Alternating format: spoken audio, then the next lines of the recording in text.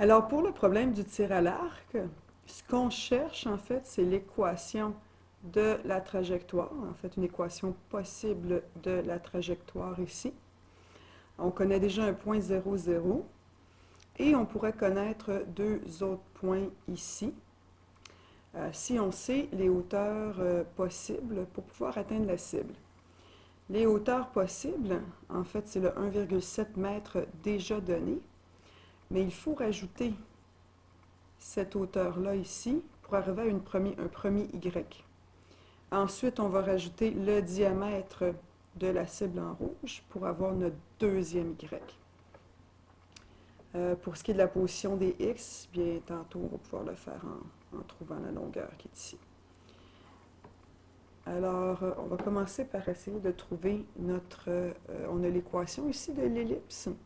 Alors, si on trouve le rayon de notre cercle, si on a notre B ici, on a juste à soustraire le B du rayon pour arriver à cette hauteur-là. Donc, il faut réduire notre équation de l'ellipse en forme canonique. Alors, on va commencer par mettre en évidence notre 9 ici. Plus, on sait qu'il va falloir rajouter quelque chose parce qu'on va avoir x moins ici notre 100 divisé par 2, 50 au carré. 50 au carré, 2500. Et je mets mon 2500 de l'autre côté. Et je vais rajouter 2500 plus 9. Ensuite, mon autre partie de l'équation, je vais mettre en évidence 25. Moins 1500 divisé par 25, 60, y, plus quelque chose. Alors en bas ici, ça me fait 25, y moins 60 divisé par 2, 30 au carré, 900. Alors je vais rajouter aussi 25 fois 900. Ce qui me fait moins 22 500, plus 22 500, plus 22 500, 22 500 donc. Je veux ramener ça à 1. Je vais donc diviser par 22 500. Je vais faire la même chose de chaque côté. Ce qui va me donner ici 22 500 divisé par 9. Ça me donne 2500 ici. Et 22 500 divisé par 25, ça me donne 900 ici, qui est égal à 1. Alors à ce moment-là, on a notre centre. Le centre qui est de 50, 30. Ça, c'est mon centre. J'ai ensuite mon B, vis-à-vis le Y ici, qui est de 30. Alors, je sais que tout ça, ici, c'est 30. Alors, il faudrait que j'enlève de 30 le rayon. Comment je pourrais trouver mon rayon? Alors, je connais aussi 2500. La racine de 2500, c'est 50. Ici, mon B est de 30. Évidemment, je l'avais trouvé parce que la racine de 900, c'est 30. Alors, 2500. 2500, la racine, c'est 50. Ça veut dire que tout ça ici, jusque-là, ça me donne 50. Ici.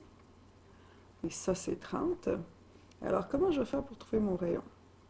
Alors, je sais que l'asymptote croise mon cercle à 58. Donc, 58 qui se trouve ici. J'ai donc 8 ici de différence entre mon 50 et mon 58. Je sais que ça, c'est mon asymptote. Si je trouve cette mesure-là ici, je trouve mon rayon et donc je vais pouvoir trouver la différence. Comment je peux faire ça? J'ai tout ça qui est 50. Je sais que ça passe par le foyer de mon hyperbole.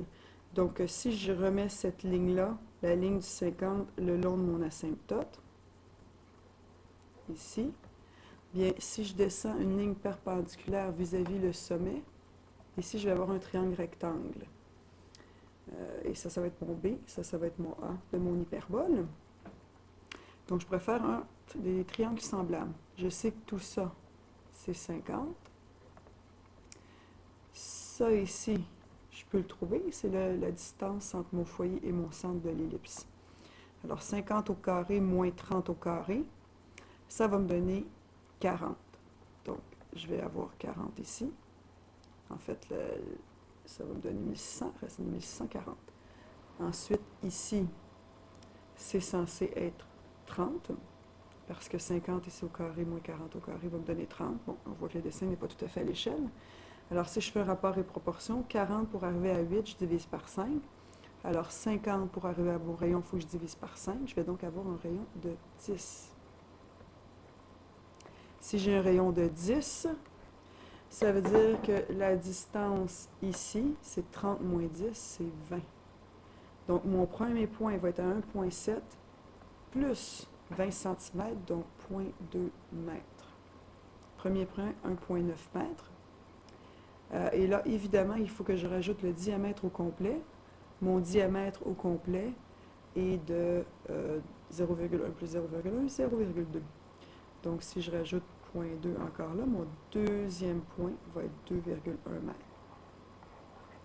Alors, c'est mes deux hauteurs associées à la cible. Si je vais plus loin ici, les deux hauteurs associées à la cible va donc être la partie en mauve ici, à laquelle je vais rajouter 1,9 pour un des points Y, et à laquelle je vais rajouter 2,1 pour l'autre point en Y. Alors, je vais avoir ma forme parabolique, Y moins K. Là, c'est une fonction ici que ça va être mon X qui va être au carré.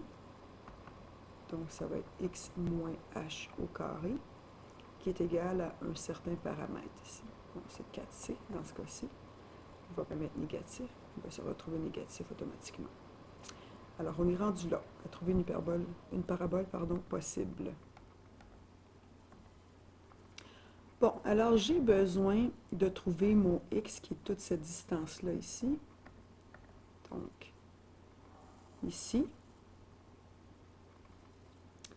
Alors, si je trouve, en fait, c'est que si je trouve un X, un Y, mon K, on veut qu'il soit plus petit ou égal à 30. Alors, mettons que je le mets à 30, j'ai deux inconnus. Mais j'ai une autre équation que je peux faire où mon point va être 0, 0. Puis là, je vais avoir encore les deux mêmes inconnus. Alors, à ce moment-là, je vais pouvoir résoudre. Pour trouver mon X ici, j'ai la pente, ici, la pente, ici. Alors, delta Y, on a 7/24e. Alors, si je fais un petit triangle, je vais avoir 7/24 ici. Alors, je pourrais faire un rapport et proportion. Trouver mon hypoténuse ici, que je vais pouvoir associer à 93,75. Donc, 7/24. Ensuite, le gros triangle, qui lui, ça va être 93,75. Et là, j'ai juste à trouver cette mesure-là ici, pour le rapport et proportion. Alors, 7 au carré plus 24 au carré va me donner mon hypoténuse au carré, ce qui va me donner 25. L'hypoténuse va me donner 25. Alors, j'ai 25 ici. Ensuite, donc, je veux avoir 24 sur 25. 24 sur 25 va me donner combien, qui est mon X, sur 93,75. Alors, si ma mémoire ne fait pas défaut, c'est 90, oui, c'est ça. 90. Donc, toute cette distance-là, je vais effacer la petite partie ici, toute cette distance-là ici, c'est 90. Donc, mon point, un des points par lequel devrait passer ma parabole, le X va être 90. Quel sera le Y? L'équation ici, il y a une ordonnée à l'origine de moins 1,55. Donc, du sol, Samuel est debout, et du sol jusqu'à la pointe de la flèche, c'est 1,55. Ici, ce qu'on a, ben, on va le trouver. Ça nous prend encore un rapport et proportion. 7/24e, c'est combien sur 90? On a 24, 90. 7 24e, combien sur 90? 7 fois 90 divisé par 24 nous donne 26,25. Donc, tout ça ici, de là jusque là, c'est 26,25. Pour avoir le y, il faut évidemment enlever notre 1,55. Donc 26,25 moins 1,55 va nous donner cette hauteur-là ici, qui est de 24,7. Donc en mauve ici, c'est 24,7. Et il faut rajouter en y notre 1,9. Donc 24,7 plus 1,9 va nous donner 26,6. Donc on a 1,90, 26,6. Fait que ça va être 26,6, pardon. Puis on a le point 0, 0. Alors on pourrait trouver une première trajectoire. Alors on aurait 0 moins h au carré, donc h au carré qui est égal à moins 4c, y qui est 0, moins k, admettons qu'on prend 30. Alors on a déjà une équation. La deuxième, ça va être 90 moins h carré qui est égal à moins 4c fois y qui est 26,6 moins 30. Et là, à ce moment-là, ce qu'on peut faire pour une des premières équations, pour l'équation minimale, c'est isoler notre moins 4c de chaque côté. Fait que si j'isole, je vais avoir h2 ici sur moins 30 qui est égal à moins 4c. Et ici, je vais avoir 90 moins h carré qui est égal à moins 4c divisé par 26 moins 30. Ça nous donne moins 3,4. À ce moment-là, ça c'est moins 30 ici, on peut dire que ça égale ça. H2 sur moins 30 égale 90 moins H carré, ici, sur moins 3,4. Alors là, on a juste à faire un produit croisé, en fait, pardon, H carré, qui égale moins 30, 90 moins H au carré. Et là, on a juste à résoudre. Puis on va pouvoir trouver notre valeur de notre H. Et après, avec la valeur de H, trouver notre C. Alors ça, c'est pour notre parabole minimale. Puis on va avoir une autre parabole maximale, puis on va procéder avec le même principe. C'est tout.